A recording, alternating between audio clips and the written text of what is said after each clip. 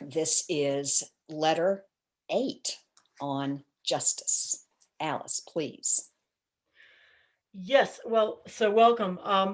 This letter, I will be deferring to Dory since she is a lawyer. These different letters sometimes touch us more or less personally in our in our lives, but nonetheless, it's an archetype. The archetype of balance, which is very obvious from the icon itself, a seated woman with between two pillars holding a sword and bearing a sword in her right hand. Is that right? Her right hand, and in her left, she's carrying the balance of the typical icon that we see representing justice, which is the cross post with the two little balancing bowls that are and representing balance and equity.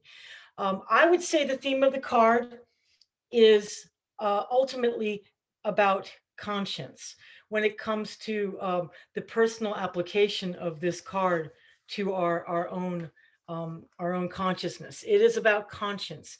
So I'm going to move really quickly through this. There's a lot. He describes the card first, the woman wearing a red tunic covered by a blue mantle. That's not ever really discussed much later. There's much room for, I have found, for further meditations on these, and you can take it further by meditating on the image. She's holding a golden sword, a yellow sword, the three-level tiara. The tiara and so is surmounted by a crown. This is an ongoing theme, which I've noticed that John has been very erudite about the working with the crowns and the tiaras on the head, their significance. Um, so we're talking about law. We're talking about the free action of the individual will versus the essence of being. That's where he sort of draws the initial image of the balancing act of this card. And free will becomes, he brings that up at the very end, the critical aspect of free will. So we're dealing with the law of cause and effect. We are dealing with um, the again, we have the vertical axis and the horizontal axis. The horizontal axis represents justice as it plays out in time and space on the human level, which is where the courts in our world come into play, jurisprudence, the law, and including the Old Testament law. It's also the law of karma, the law of cause and effect. Um, so anyway, let me not get off track too much. So he always brings in the Kabbalistic element of the pillars. So the Kabbalistic elements of the 10 Sephiroth he goes on with later. Will and providence are the two pillars. The left pillar being Yakin, and which is will, and the right pillar being providence, which is called Boaz. So then the center axis of the Sephiroth will involve the order, the health, the harmony, which justice brings. So we have the horizontal axis, and then we have the heavenly axis, the vertical axis, which is what links heaven to earth, and the different type of justice that represents, which is the justice of grace that mercy brings. And it's the relationship between us and the heavenly realms. And that is always, again, these mirror images, the left and the right and the up and the down are ongoing themes here. So he explores that more. Um, he goes on and on about, let me see. So the, let me not get, it's easy to get bogged down in this one for some reason. This one really was tough for me. Um, we're talking about, he goes a lot into talking about abstraction and the creation of mental idols, such as the ideas of the absolute, the first cause. Whereas where he's trying to establish with the Hermetic path is the path to the living God, the path to the universal Father, and that we do not approach the living God through the absolute or these abstractions. So thou shalt have no other gods before me is what he uses as the tenet of keeping living God front and center here. He goes on about hypothesis and concepts as useful icons, and pointing the way towards the beginning of knowledge and spiritual reality. But they are just the building blocks, the beginning point. We're always coming back in the tarot to the practical spiritual experience of reality. That is the ongoing theme. Tomberg is determined that we stay grounded in this. This is that we stay grounded in spiritual exercises, practices, what we would call praxis. And so that's really important because he always is returning to that theme of like, what is it all worth unless there's practical applications to this? He really tries not to get caught up in the abstractions, but obviously he's studied with many very abstract systems. So he's dipped himself deeply in both worlds. The Justice Arcanum, we're dealing with the domain of judgment, the reality of justice, that and truth that manifests itself. We're thinking, we are always thinking beings. We're weighing the pros and the cons. And we're coming to judgments, and an individual working without heavenly grace or mercy is going to be working only with judgment in their own inner tribunal. Um, hence this is what Pilate did. Pilate represented the Roman law of the tribunal, and the judge who is just absolute judge. Okay, so he distinguishes between judging and condemning. That thou shalt not judge, the dictum of thou shalt not judge, means do not condemn, do not judge beings. Um, and so we use our intuition for this capacity to use judgment, but without condemning. And intuition, he defines as a sympathetic perception. It always defends and it always advocates and sees the image of God in the other soul. That is a very good definition to me of intuition. It's always a sympathetic perception. So to know all is to forgive all. These are a couple little sound bites. Forgive them, Father, for they know not what they do, as a formula for the exercise of justice. We can do criminal acts. We are sinful humanity. We can sin in our actions, but the judgment remains with the Father, and we must forgive them for ignorance always, for their not knowingness, which is what Jesus was saying. So easier said than done, but equity is the intuitive perception of the human being. Equity manifests itself in our systems as common law and in the development of juries for the exercise of justice. Interestingly, I never thought about the idea of juries being essentially a Christian institution, coming from the idea of taking judgment away from a judge and giving it to a group of sympathetic, and it's assuming that they're intuitive. It's assuming that they're intuitive, and in that sense, assuming that each individual has a conscience. Okay, that through the consensus of individuals with conscience, that you can come to an intuitive place of judgment, which is equitable. Okay, so Pilate's abdication of justice, he washed his hands of it, transferring the judgment to the prosecutor. I have a question about this because in this case of Pilate with the people, are not the people who he asks, are they not the jury when they cry out to have Barabbas crucified, not Jesus? Remember, he throws it to their decision. Is that throwing it to the prosecution? My question there is to you. I'd like to ask you that. The three functions of justice are instruction, debate, and then a decision, which is, this is very familiar territory for Dory. You come up with doxa, hypothetical arguments, which are instructions that come through the senses. You move through argumentative conclusions, which is you come to conclusions through argument, which is dianoia, the intellect.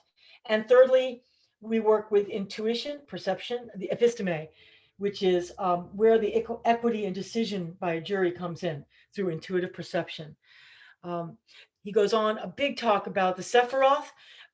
He does break this Arcanum out, as he does with all of them, and he's laying out the 10 Sephiroth. We're beginning to hear a repetition of these themes.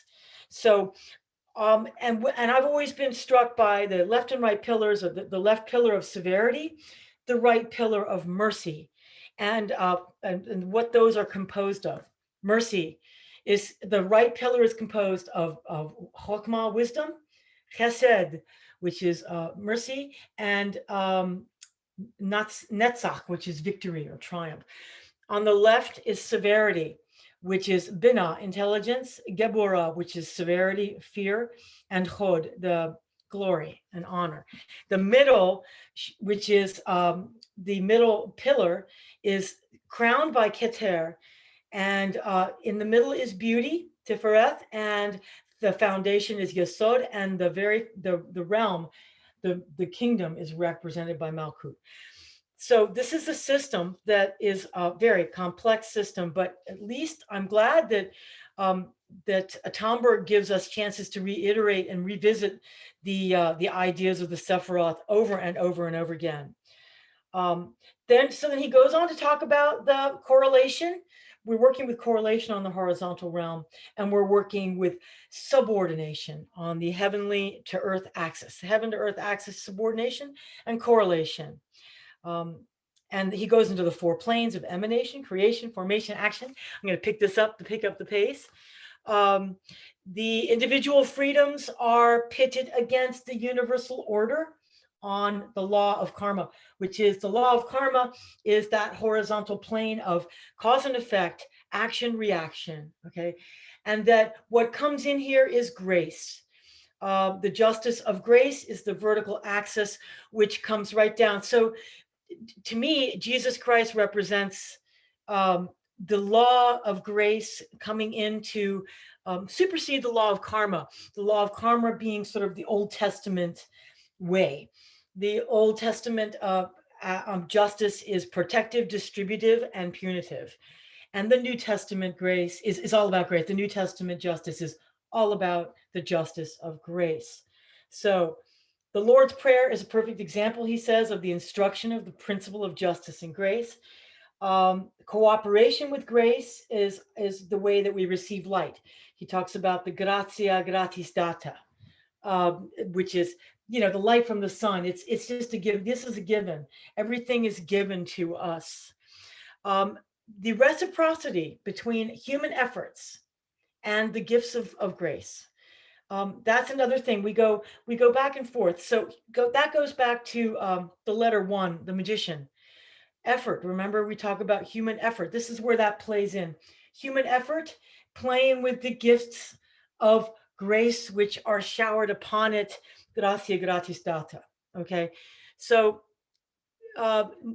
he's also distinguishes between quantity, measure, and the quality of nature, the quality of nature. And that's, we can unpack that. That's a big subject. What came to me was the parable of the workers in the vineyard, which compares quantity of work to the quality of Lord's generosity. And this is why these are very difficult teachings of Christ. To me, they're very difficult teachings because they are pitting these principles of quantity, equality, etc., against each other. There's a couple of really good quotes in here. One is on page 180, which says, "Whoever enters the region of eternity without an ounce of love enters it without an ounce of love, i.e., he enters eternal hell. For to live without love, this is hell." So he goes on to talk about eternity as a measure of intensity. Eternity is a quality, not a quantity. It's not endless time. It's an intensity of a quality. So there can be eternal bliss. There can be the intensity of bliss or the intensity of hell. So the eternal eternal hell means without hope. It's a soul that's imprisoned within itself. It's the soul to me, that's the soul under the canopy of the chariot rider without the divine permeable of membrane to the divine, where the megalomaniac is operating from his own forces. And that is a hell. I was reminded of Dante's hell, where at the gate it says, "Abandon all hope, ye who enter here." Is that correct? Isn't that from Dante? That was in my marginalia from when I first read this. "Abandon all hope, ye who enter here." Um, Bliss is the corresponding state of soul, which is filled with boundless hope. So hopelessness and hope.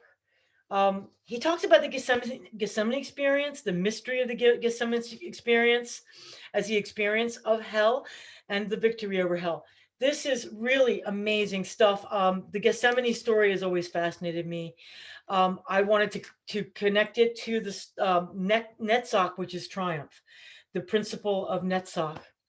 The prodigal son story, he goes on to talk about the prodigal son story as a prototypical story of the drama of the human race, divine love and real human freedom. Then he goes on to talk about the Greeks, the Jews, and the Christians. And he puts quotes around Greeks and the Jews because he doesn't mean ethnic groups. He means certain ways of thinking. And he's talking about the Greeks, the Jews, and the Christians, and they are all separated out as far as he's concerned.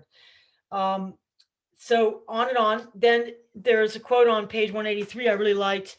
"Insofar as there is peace at the heart of Christianity, it is due only to the principle of the supremacy of love." He keeps coming back to the supremacy of love. It is just critical to Tomberg's, to the Christian Hermetic path. Um, on and on. Let me skip over this stuff. We'll get to this. He talks about the fundamentals of Hermeticism because, of course, Hermeticism precedes Christianity. Because he's always quoting Hermes Trismegistus and the Emerald Tablets.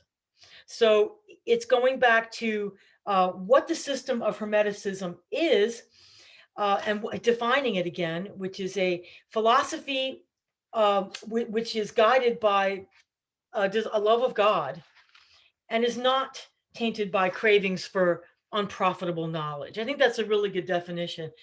Um, and so he needs to define Hermeticism constantly, because this is what he's trying to do. He's trying to make you, the unknown friend, realize that you are part of a very important current in history, which involves the resurrection of this system of thinking, the system of living, which is eminently practical.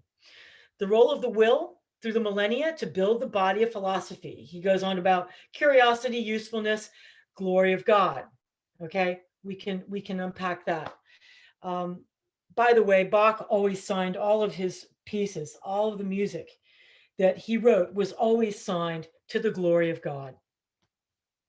Hermeticism is the ancient current in human history of knowledge for the sake of the glory of God, whilst the corpus of today's official sciences is due either to utility or to this desire for knowledge for the sake of knowledge, which is curiosity. So those are some salient quotes. In order to live, we need air to breathe, we need atmosphere of piety, sacrifice, and appreciation of the invisible as a higher reality. And then he talks about the church, the essential role of the church as a place of shelter and refuge in this world. And we can talk about that. Then he goes on to Hermeticism vis-a-vis science. Is Hermeticism in service to or in rivalry with science? And basically, he comes up with the premise that because Hermeticism is essentially esoteric, which is to say, it's intimate and personal. It is very hard to map that onto a general science, which would be valid to the general public. It's a synthesis of religion and science. Now, he came from the school of studying with Rudolf Steiner. Rudolf Steiner and Rudolf Steiner came from the Theosophists. But the Rudolf Steiner's, to me, the most important thing that he comes away with. He is, to me, the founder of what is known as spiritual science. And so there is a spiritual science, and that is what I adhere to. That's what I would call the Hermetic path, is spiritual science. So it's a synthesis of religion and science. It's a double discipline of church and academia, ora et labora. I love when he talks about the oratory and the laboratory. So the practice of the balance of justice, again, is the practice of the balancing between prayer and work, ora et labora. So he goes on to talk about the defining Christian Hermeticism as it's with its link to the incarnate Christ, to the incarnate Jesus, and that he differentiates between that and other esoteric systems of thought, which concern themselves with the cosmic Christ, as opposed to the incarnate master of Jesus, and how important it is that we are engaged with the incarnate Christ, the death and resurrection of Jesus Christ. This is what sets Christian Hermeticism apart from all other paths. It has warmth and life, which is living Christianity. It is not the idea of the logos. And this is something I told you about, the warm light of the Hermetic path, which I followed the cold light for a long time. Alice Bailey, I read a lot of Alice Bailey. A lot of her works are in the theosophical tradition. And all I'm going to say about that is the most important principle, one of the most important principles that the Alice Bailey teachings try to get across. They talk about the Christ, and they only talk about the cosmic Christ. They never talk about Jesus. They talk about Jesus as being a human who is overshadowed by the cosmic Christ. It's an individual who is overshadowed by this cosmic principle. Okay. This is what left me cold.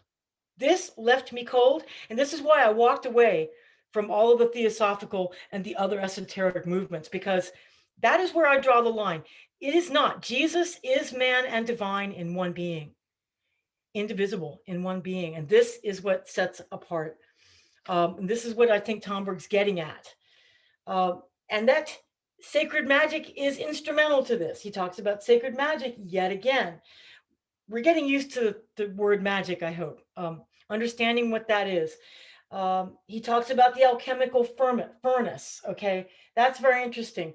That we're in converting intellectual mercury into spiritual gold. He talks about St. Augustine as the alchemist of the Platonic thought into the Christian thought. St. Thomas Aquinas as the thinker who brought Aristotelian thought into line with Christian thought. I love the idea of the baptism of Greek thought. The baptism of Greek thought by these thinkers, these saints. They brought them into the Christian realm of spiritual history. So now this is interesting. The task of the Christian Hermeticist is a process.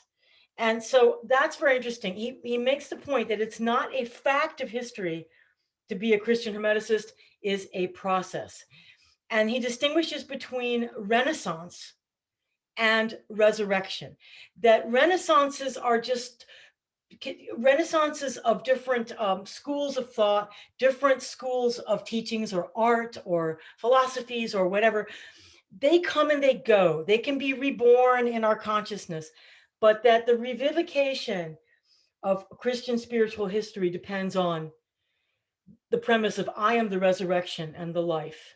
So Hermeticism resurrects itself through every generation. And sometimes it has to come out of quite a layer of ashes. I love that. To me, that's very beautiful. He talks about, then the last thing he talks about is the eighth force. What is the eighth force, which is works with the seven qualities he brings up in the last Arcanum, the seven spiritual forces. The eighth one is free will. And so the free will is essential to the intuition of conscience, which is conscience, which is bringing our balance, our balance of using the justice card to understand what balance means, which is accessing our conscience. Thank you.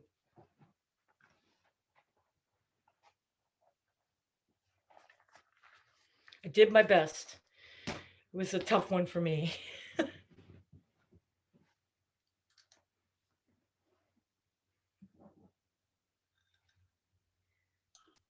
Thank you, Alice. That was a really quite a marathon for you to undertake in that really helpful way. It took me like 15 minutes. This is ridiculous. I'm so sorry. Well, it's when I was sort of going through this chapter, the thing that struck me suddenly was the balance which justice is holding. And as you were saying, there is the pillar of severity on one hand and the pillar of mercy on the other. But there is also the central pillar too. It doesn't sort of dangle down like the other balances, but it is there supporting it. And this central pillar is actually where you know, God comes in, the intuition, which is, you know, sourced on God's love and God's grace and God's approach to us. And it suddenly struck me, this is the same sort of thinking as we have in Cynthia Bourgeau's it's not three-way thinking, that's something else, isn't it? But when she says that when we're making a decision, you have an idea and then you have a counter idea. And then if you simply try to marry the two up, it doesn't work. What you have to do is to wait for a third way, which is actually given to you. It's not something that you work out. It is something which actually comes down and which can integrate both the severity and the way of mercy. And I found it quite exciting that this really has helped me to see something of what she was getting at. Because when I first came across this three-dimensional thing, I wondered, well, how do we do that? It's easy enough to make a case for the defense, it's easy enough to make a case for the prosecution, but what is this third thing? And I think we've heard a little bit about that. Thank you. Yes, that's the law of three. Third force, it's called. And it's the principle is affirmation, negation, and reconciliation, which is the third force. Yeah. Thank you, John. Dory, with your introduction, I assumed that it meant more to you than the others. So I would love to hear your perspective from this particular chapter. Thank you. Well, yes, well, I liked how he began this, or at some point in this, and brought together the chariot, because there he started with, this is how the inner equilibrium is attained. And that's how he described the chariot. Then he describes now justice this is how equilibrium is maintained. And remember how he then talks about that justice has to be a woman, because she does not act, she can only react. And then when he's looking at this card, and he is then describing, like with the sword, that what she guards is equilibrium and the power to reestablish it. So see, she is not creating this. This is something that is so big but she is sitting in this place of maintaining it and sitting strong with that. So I guess the part when I'm seeing this word equity is such a big word in the legal world, because there are really two kinds of law. One is, and this is under common law, so we are talking about the law of you guys over across the pond, as well as the US. Every every single state that we have, except for Louisiana, has common law. And we have two kinds of law exactly the same as what is in the UK. And you have the law of equity, and you have the legal remedy. So an example of this would be a remedy for equity would be something like specific performance. You see that in contracts a lot, particularly dealing with real property, because real property is unique and you cannot make more. And so there are lots of equitable provisions around it to make a sale happen. So specific performance is a provision, and usually you go all the way through the contract, and then you have in there this remedy of specific performance. So it's like, no matter what, this sale is going to go through. And so specific performance is causing that to happen, because that is what is equitable and fair. See, the legal remedies, which usually money is more of a legal remedy, that is what is black and white law, not the provisions of fairness. You don't, and I remember in law school, you didn't talk about fairness when you were talking about the law, but when you're talking about now equity, you bring that in. Those are the provisions of injunction or restitution. These are provisions that bring in this concept of fairness. And then what Tomberg brings in, is this sort of incorporation of that through intuition.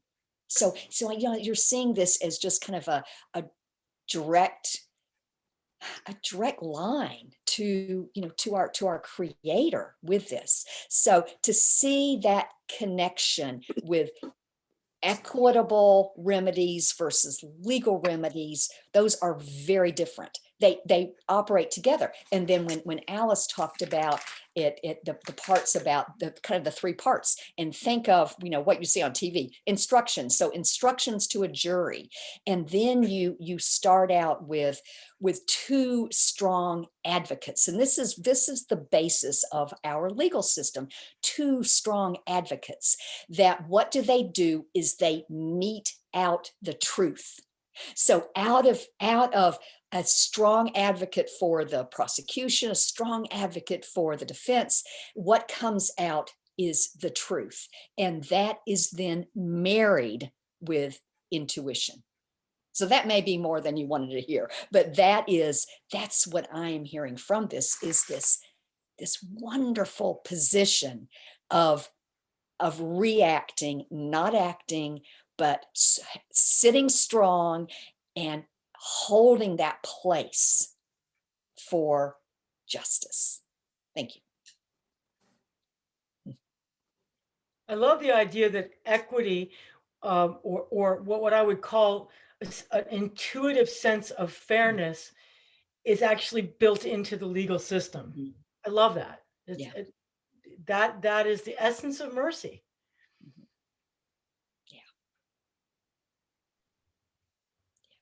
And that came in, and when he was talking about the grace that mercy brings, this is the New Testament. This is Jesus with this, and that's what we're given. I mean, those are the gifts.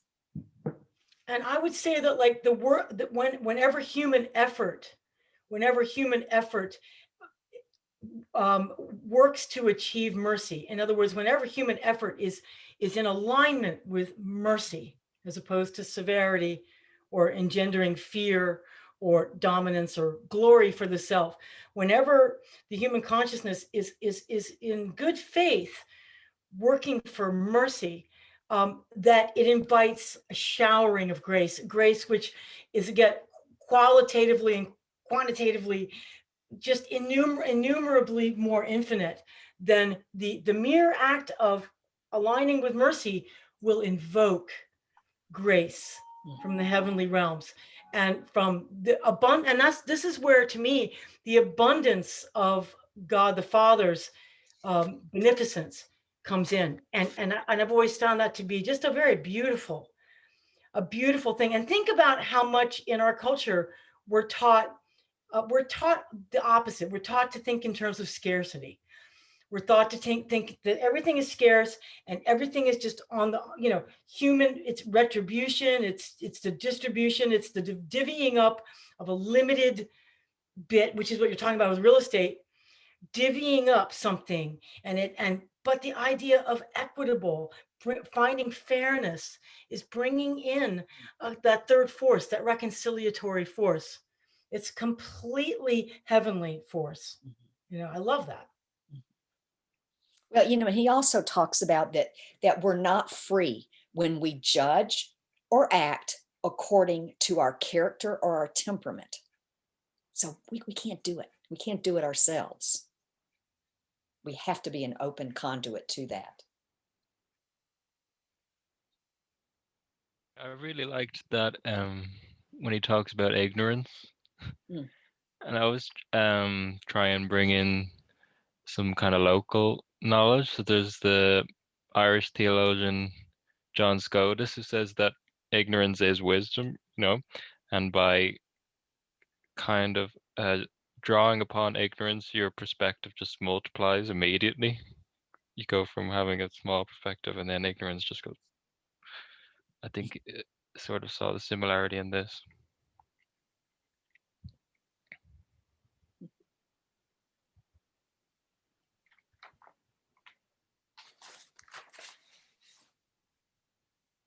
Well, I liked how he encapsulated the idea of the laws, and he refers to that intuition rises above the bare facts or the letter of the law. So those are what's in statute, and takes into consideration the extenuating circumstances, and that is for the purpose of equity. And equity has the last word. That encapsulates so much of the entire law, that it has the last word.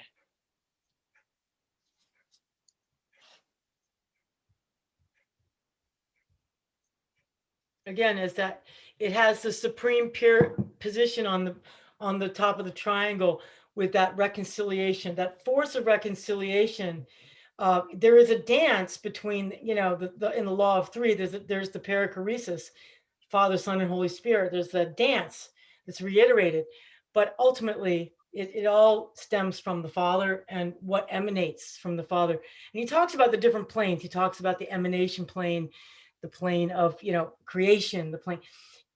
Again, that stuff is, we just have to keep hearing these terms over and over again to start to absorb them, but because they're very abstract. But these laws, again, we start to see these principles in action, and the law of three being brought in here is really neat. But also, then he goes on to talk about how he could speak volumes about the law of eight. In other words, the eightness, the og doad, he calls it. Oh my God, he implies that there's a whole volume to talk about eight. Now, I wanted to ask you, is anybody else aware of, I've always understood the number 8 to be the number of Christ. That the 8 is often connected with Christ, with and it's the infinity symbol. Yes. Vertical. Yeah. The infinity symbol on its side. Just pointing that out.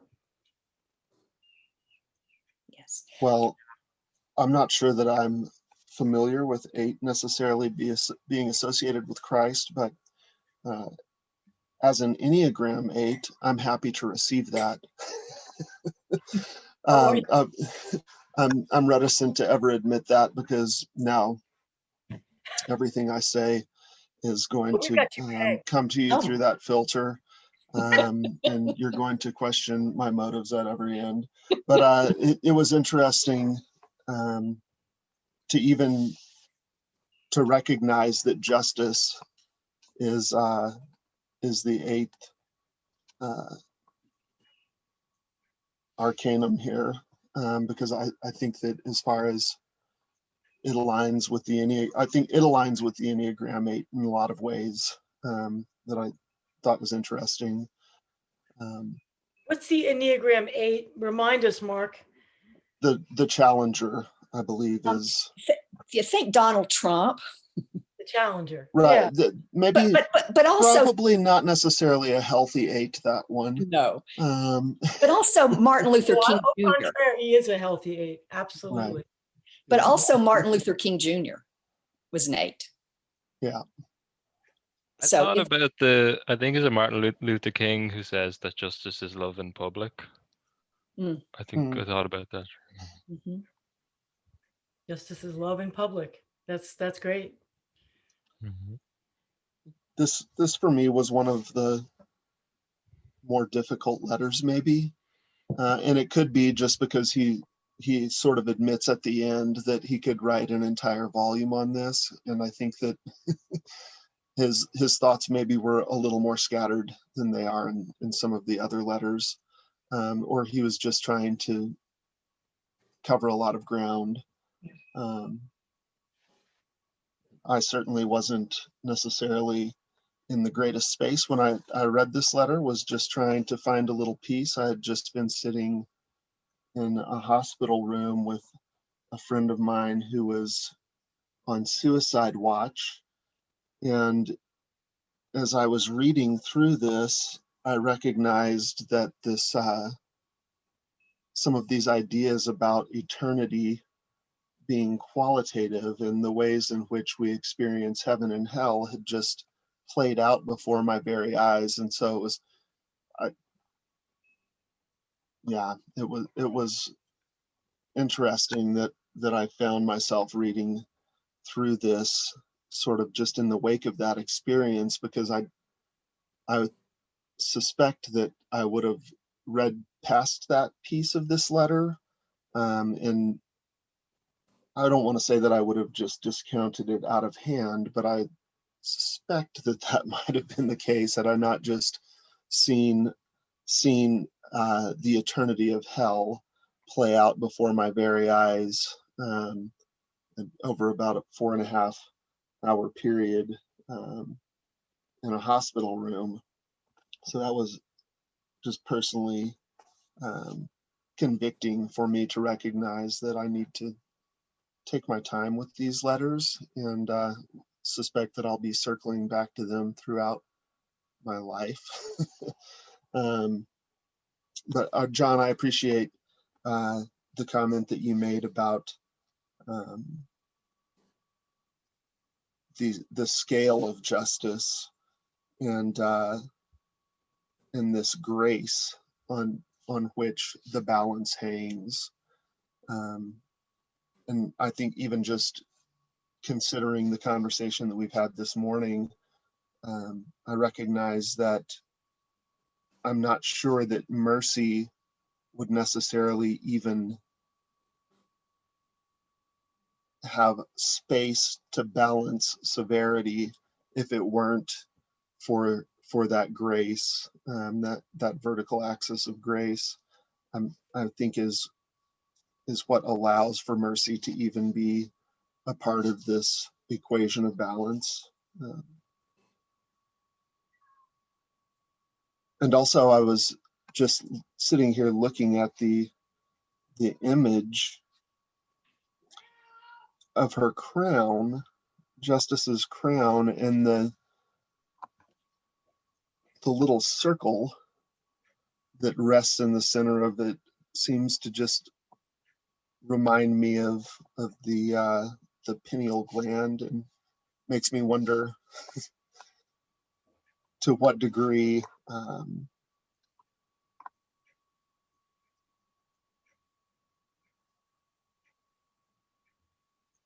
just our intuition, I think, plays far more into this idea of justice than maybe we recognize at first glance. So those are some of my thoughts this morning. Thanks.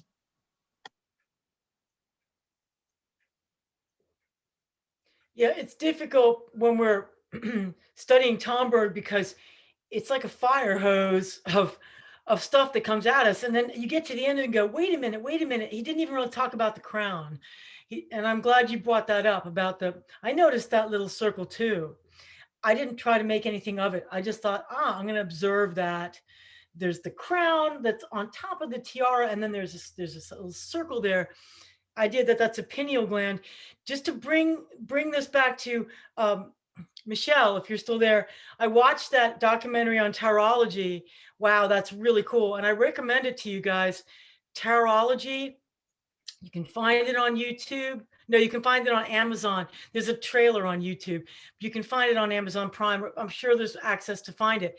Tarology. It's this guy, Enrique. I forget what his last name is, but they follow this guy. He's just an artist. He's an amazing artist, and he's working with the Marseille deck, which is what we're working with here. And he just carries the deck wherever he goes. And he's incredibly intuitive artist with the tarot deck. It's very insightful if you have a chance to. It's about an hour documentary. Highly recommend. Just to give you a big overview of realizing that your way of just looking at the image, Mark, it's really important to do that. And because, like I said, Tomberg's giving us this analysis that's a fire hose. But don't let that distract you or take you away from looking at the image yourself. I find it's better now to just look at the image for a little while before I begin read a letter. Just to look at the image for a little while myself, because otherwise there are things that I lose in the process of analysis. Alice, you had mentioned the number 8, and looking that up, and it says that in the Bible, it signifies resurrection and regeneration. Interesting. Yeah. So 8 is also the number of the Hermeticist. Mm. That would be the number of the Hermeticist. And it makes sense to me. There's also, oh geez, stop, go away, sorry. There was a group that I used to belong to, that I was a group of thinkers. They call themselves the Temple of St. John, and they were based in Australia, but the name of the group was the Beehive 888, and I would love that name, the Beehive 888. In fact, I use that in my own avatar. I call myself RG Bargy 888. That's one of my avatars. And you Brits know what RG Bargy is, right? Sort of an argument, right? Isn't that RG Bargy? Doesn't that mean sort of having an argument? Yes, it does. That's my name. My avatar is RG Bargy 888. If you ever want to find me on Telegram or so anyway, I just found this really difficult, particularly the discussion about the Garden of Gethsemane, because to me, he's talking about the mystery of Gethsemane. And do you remember the part where he talks about when the guards come to the gate and he says, they identify, are you Jesus Christ of Nazareth? Are you Jesus of Nazareth? And he says, I am he. And he talks about that phrase, I am he, it is I. And that this is the moment of Jesus's triumph over hell. And it's mirrored by the post-mortem, his death and his descent into hell. That's very interesting to me because he does it on the living plane in time, space-time. He's doing it in the Garden of Gethsemane. He's moving into hell, the hell space. And then after his death, he moves into the hell space again, eternal hell. And he redeems hell and those who are in it and brings them back to resurrection and life, right? I mean, what do you make of that? That's a very interesting mystery to me. As theologians, what do you guys think?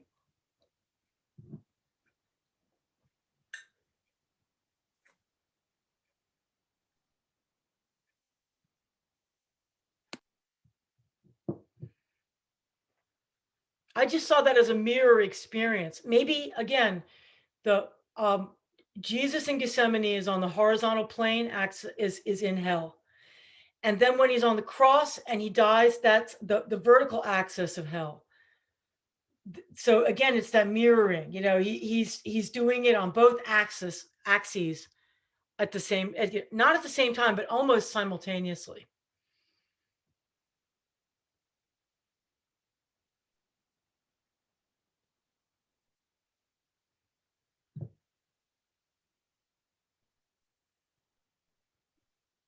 I've always loved the tradition of the Harrowing of Hell, and I was very excited when I think it was Richard Raw said that was his favorite time in Holy Week, because that is actually when the love and the power manifested in what Jesus did actually started to bear fruit. All those who had found life not worth living suddenly found their worth again. And of course, this was balanced by what happened to the disciples, the broken men being restored. Thank you. Yeah. Beautiful. That's Holy Saturday, right? Yeah. Holy Saturday is that pregnant pause. It's just so filled with power and mystery. It's incredible. Every time I experience Holy Week, there's different aspects of it come up and highlight themselves to me every single time I pass through it.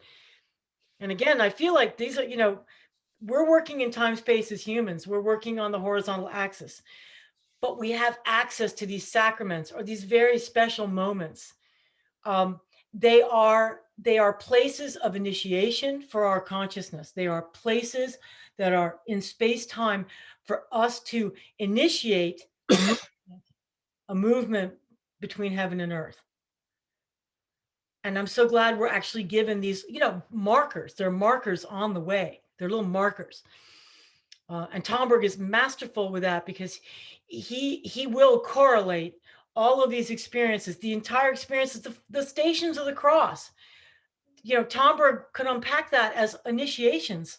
They are initiations in the human experience. They're archetypal.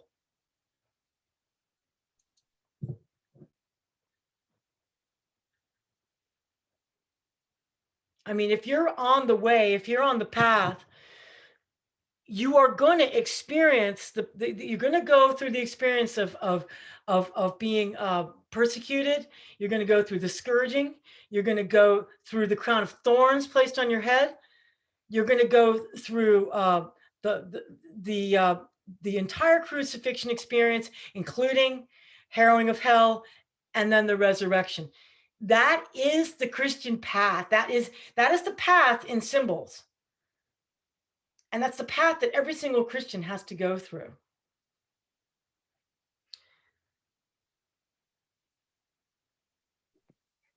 To me, And I think this whole idea of balance, you know, just to kind of feel into this balance. And he also talks about, you know, the balance of justice is the balance of peace. And so it's feeling this, allowing that intuition to help us keep on this path of balance. And then, you know, when he's talking about this uniting of science and religion, and talking about the Hermeticist, who is this? And he then just, I think there was this one sentence that says, well, he prays and he thinks. And that's what the Hermeticist is he prays, he's doing, and he thinks. And it's putting those together. But what comes together is this balance, this, you know, this Mobius strip we saw, where you end up in balance with that. Thank you.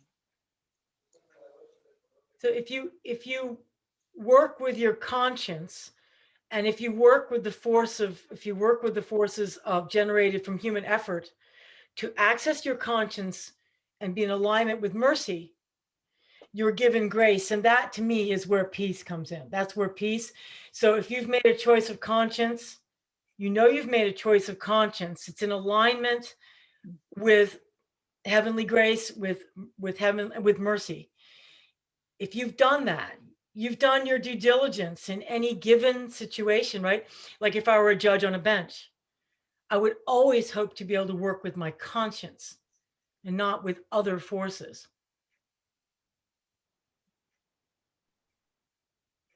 Presumably, that's why they're given a position of being a judge, is that they're adept at working with conscience.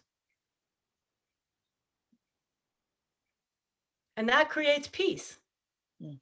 That creates peace and equity amongst all parties if the judgment is good, if it's in alignment with truth, with reality, right? As you said, I love that, because the argumentative forces, they are forging out what is truth, what is reality. Anyway, we're going over time, and I'm really sorry about that, because of my lengthy, Cliff Notes thing. Got to cut that down. This was a hard letter. Yeah, I disagree. I think, Alice, that was so helpful to give us that foundation. I agree. This was a hard letter. This was a letter of my reading it thinking, why am I doing this? You know, what, boy, this, why am I spending my time this way? I mean, it was a hard letter to read. I mean, I was at one point, I was like reading, like, reading the lines, like I teach my children, I tutor second graders, I'm going through the lines thinking, these are words. I know these words. Why don't they come together for me and give me that? In fact, when you said, Alice, that kind of the moniker you gave for this one was conscience, I didn't quite see that. I just thought it was this, how is equilibrium maintained? It's more of a maintenance of this. But that sums up into conscience. So thank you for teasing that out more for me. Honey, you're muted. To you that I got to the end of the letter, that's all. Again, I really appreciate Alice. So please don't shortcut it that much, because I think your thoughts, each one of your thoughts might not be my thoughts, but it's something for me to think about afterwards. So thank you. Keep doing it for us. Well, it forces me to have to read the letters, and I can't cheat, because believe me, I would just stop reading and going, let's just see what they're gonna say. I'm just gonna listen to these guys. I'll get it. It's like going to the lecture with the professor and you haven't done the reading. Yikes. God, that's my nature. Because I really cram this stuff. But I also find that for me, that works. Like I have the deadline, I have to get it done. And so it's really fresh in my mind. That it has that advantage of it's like the whole picture of the letter is fresh in my mind. So I can try to, convey. But thanks for listening. And it's great to meet you, Kian. And it's great to have a couple of metalheads here. So, I love it. And I'm a rocker too. So it's so cool. Mm-hmm. And do keep up with that. This will go up. We'll put this up as soon as it's ready. Dory's been very diligent about